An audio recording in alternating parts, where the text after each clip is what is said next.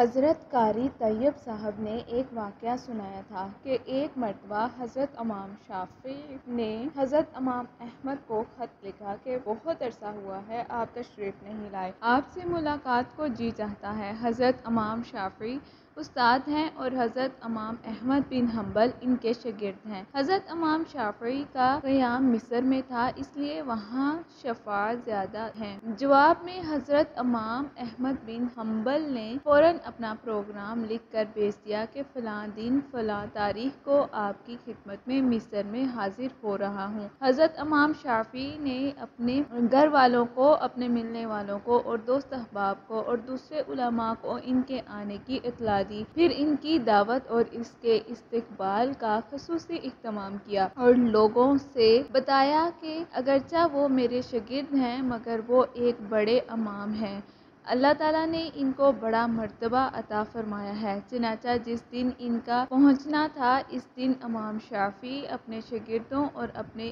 علماء کو لے کر ان کے استقبال کے لیے شہر سے باہر تشریف لے گئے۔ اس وقت مصر کے جو بادشاہ تھے وہ بھی حضرت امام شافعی کے معتقد تھے، وہ بھی امام صاحب کے ساتھ استقبال کے لیے چلے آئے اور پھر بادشاہ کے ساتھ ان کے ارکان دولت بھی، وزراء اور امراء بھی آ گئے۔ وقت مقررہ پر حضرت امام احمد بن حنبل پہنچ گئے۔ حضرت امام شافعی نے ان کا بڑا شاندار استقبال کیا اور پھر عزت و احترام کے ساتھ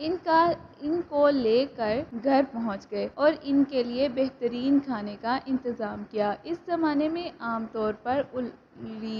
اولیاء اللہ اور بزرگوں کی شان یہ تھی کہ وہ کھانا بہت کم کھایا کرتے تھے اور رات بھر اللہ تعالیٰ کی عبادت کیا کرتے تھے۔ جب حضرت امام احمد بن حنبل کھانا کھانے بیٹھے تو دیر تک اس طرح کھانا کھاتے رہے جیسے کئی روز کے بھوکے ہیں۔ باقی لوگ کھانا کھا کر اٹھ گئے مگر وہ کھاتے رہے۔ لوگ بہت متعجب ہوئے کہ حضرت امام شافعی نے تو ان کی تعریف کی تھی کہ یہ بڑے اللہ والے ہیں اور بزرگ انسان ہیں، مگر یہ تو خوب پیٹ بھر کر کھانا کھا رہے ہیں۔ لوگوں میں اور گھر والوں میں ان کے بارے میں چہمگوئیاں ہونے لگیں لیکن کوئی کچھ نہ بولا۔ پھر جس کمرے میں حضرت امام احمد حنبل کے لیے رات کے وقت آرام کرنے کا انتظام کیا تھا، اس کمرے میں حضرت امام شافعی کی بچیوں نے ایک مصلی بچھا دیا، مسواک رکھ دی، استنجا کے لیے ڈیلے اور پانی رکھ دیا اور وضو کے لیے لوٹا بھر کر پانی رکھ دیا تاکہ جب وہ رات کو تہجد کے لیے اٹھیں تو انہیں کسی قسم کی کوئی پریشانی نہ ہو، اور اس زمانے میں رات کو تہجد کے لیے اٹھنا ایک عام معمول تھا۔ اللہ تعالیٰ بجائے کہ آج ہمارے زمانے میں یہ افسوسناک ماحول ہو گیا ہے کہ صبح 8 بجے اور 9 بجے اٹھنا ہمارا معمول بن چکا ہے۔ اس زمانے میں تو عام لوگ بھی تہجد کی نماز پڑھا کرتے تھے اور قیام اللیل ہوا کرتے تھے، اور جو علماء اور فقہاء تھے وہ تو رات کے وقت عبادت کیا ہی کرتے تھے۔ اللہ تعالیٰ ہم سب کو بھی تہجد پڑھنے کی توفیق عطا فرمائے، آمین۔ بہرحال حضرت امام احمد بن حنبل نے رات کو اس کمرے میں آرام کیا اور صبح اٹھ کر فجر کی نماز پڑھنے چلے گئے۔ جیسے ہی وہ نماز کے لیے نکلے تو حضرت امام شافعی کی بچیاں اس کمرے میں آ گئیں تو وہاں دیکھا پانی کا لوٹا ویسے کا ویسا پانی سے بھرا ہوا تھا، نہ مسواک استعمال ہوئی، نہ ڈیلے استعمال ہوئے، نہ وضو کے لیے پانی استعمال ہوا، سب کچھ ویسے کا ویسا ہی تھا۔ اب ان کے دل میں یہ شبہ ہوا کہ شاید رات کو چونکہ زیادہ کھا لیا تھا اس لیے تہجد کے لیے آنکھ نہیں کھلی۔ جب فجر کی نماز پڑھ کر حضرت امام احمد بن حنبل تشریف لائے تو گھر والوں نے حضرت امام شافعی سے کہا کہ آپ نے فرمایا تھا کہ وہ بہت اللہ والے ہیں، بہت بڑے بزرگ ہیں، مگر رات کو تو انہیں کھانا بھی خوب کھایا اور رات کو ہم نے ان کے وضو اور استنجا کے لیے پانی اور ڈیلے رکھے تھے، وہ بھی استعمال نہیں ہوئے۔ معلوم ہوا کہ رات کو تہجد کی نماز بھی نہیں پڑھی۔ اب حضرت امام شافعی کو بھی تشویش ہوئی، لہٰذا انہوں نے حضرت امام احمد بن حنبل کو بلایا اور تنہائی میں لے جا کر ان سے پوچھا کہ اس طرح کی باتیں سننے میں آ رہی ہیں کہ آپ نے کھانا بھی غیر معمولی طور پر کچھ زیادہ کھایا ہے، اور جس کمرے میں آپ کے لیے سونے کا انتظام کیا گیا تھا، اس کمرے میں آخری شب میں استعمال کے لیے جو چیزیں رکھی تھی وہ بھی استعمال میں نہیں آئیں۔ کیا بات ہے،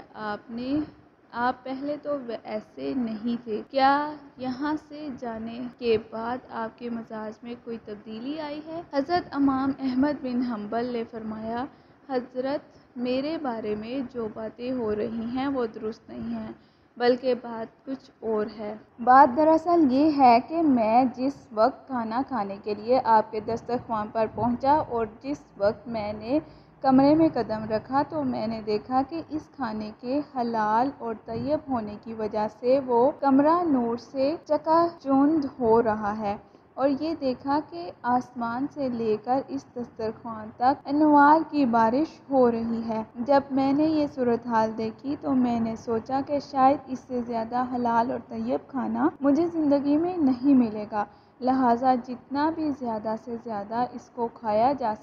سکے کھا لیا جائے۔ اس لیے میں اس کھانے کا ذرہ ذرہ ایمان کو اور دل کو روشن کرنے والا ہے، اس لیے مجھ سے جتنا زیادہ سے زیادہ کھانا کھایا جا سکا کھا لیا، اور میں نے یہ نہیں دیکھا کہ کون کتنا کھا رہا ہے اور کون میرے بارے میں کیا سوچ رہا ہے۔ جہاں تک مجھ میں کھانے کی سکت تھی میں کھاتا گیا، اور پھر حلال کھانے سے بدہضمی بھی نہیں ہوتی بلکہ وہ سریع الہضم ہوتا ہے اور اندر جا کر جزو بدن بن جاتا ہے اور روح کو منور کرنے کا ذریعہ بن جاتا ہے۔ الحمدللہ میں نے اس کا اثر محسوس کیا۔ کھانا کھانے کے بعد نہ تو مجھے بدہضمی ہوئی نہ میں کوئی تکلیف محسوس ہوئی۔ پھر کھانا کھانے کے بعد عشاء کی نماز سے فارغ ہو کر جب میں اس کمرے میں پہنچا جہاں آپ نے میرے لیے آرام کا انتظام کیا تھا، وہاں جا کر تو میری حالت ہی بدلی ہوئی تھی اور سونے کو آرام کرنے کی طبیعت ہی نہیں چاہ رہی تھی۔ چنانچہ میں لمبا سفر کر کے آیا تھا، مگر اس کھانے میں اتنی غذائیت اور توانائی تھی کہ میری تھکان بھی ختم ہو گئی اور سستی بھی جاتی رہی، اور جب میں سونے کے لیے لیٹا تو مجھے نیند نہ آئی، لہٰذا میں لیٹا رہا اور لیٹے لیٹے قرآن و حدیث میں غور کرتا رہا، حتیٰ کہ پوری رات غور و فکر کرتے ہوئے گزار، اور اس رات میں نے قرآن و حدیث سے 100 مسائل مستنبط کر لیے، اور وہ مسائل ایسے تھے جو اس سے پہلے کبھی میرے ذہن میں نہ آئے اور نہ ان کی طرف کبھی خیال کیا گیا۔ لیکن جب آج کی رات میں نے غور کیا تو مجھے ایسا محسوس ہوا کہ قرآن و حدیث کے علوم اور اسرار میرے سامنے کھلے ہوئے ہیں۔ تمام مسائل کی تفصیل اور جوابات میرے ذہن میں آتے چلے گئے، اور صبح تک میں مسائل کا استنباط کرتا رہا۔ اسی حالت میں صبح ہو گئی۔ یہ سب آپ کے کھانے کا اثر تھا جو رات بھر میں نے محسوس کیا۔ اس لیے تہجد کے وقت نہ تو لوٹا استعمال کرنے کی ضرورت پیش آئی، نہ مسواک کی ضرورت پیش آئی، اور وہیں عشاء کا وضو میرے لیے فجر میں کام آیا۔ یہ سن کر حضرت امام شافعی رحمۃ اللہ علیہ نے پھر اپنے گھر والوں کو حقیقت حال بتائی، اور جو لوگ اس کے بارے میں غلط قسم کی باتیں کر رہے تھے ان سے کہا کہ تم نے ان کی شان میں گستاخی کی ہے، لہٰذا ان سے معافی مانگو، ان کا تو یہ حال ہے۔ واقعی اپنے اندر جو دین کا جذبہ نہیں ہے وہ دین کی طرف میلان نہیں ہے، جبکہ ہم جانتے ہیں کہ دین برحق ہے اور آخرت برحق ہے۔ ہمیں آخرت کی طرف متوجہ ہونا چاہیے، پھر بھی دل اس طرف نہیں آتا۔ اس کی وجہ یہ ہے کہ ہماری غذا میں مشتبہ غذا کا بڑا دخل ہے، اس لیے ہم حرام اور مشتبہ غذا سے بچنے کی کوشش کریں، خود کو بچائیں اور اپنے گھر والوں کو اور بچوں کو حرام اور مشتبہ غذا سے بچائیں کہ کسی کے پیٹ میں حلال، حرام اور مشتبہ غذا نہ جائے، ورنہ اس کے وبال سے نہ بچ سکیں گے۔ اللہ تعالی ہم سب کو حلال اور طیب روزی فرمائے اور حرام غذا سے ہم سب کی حفاظت کرے، آمین۔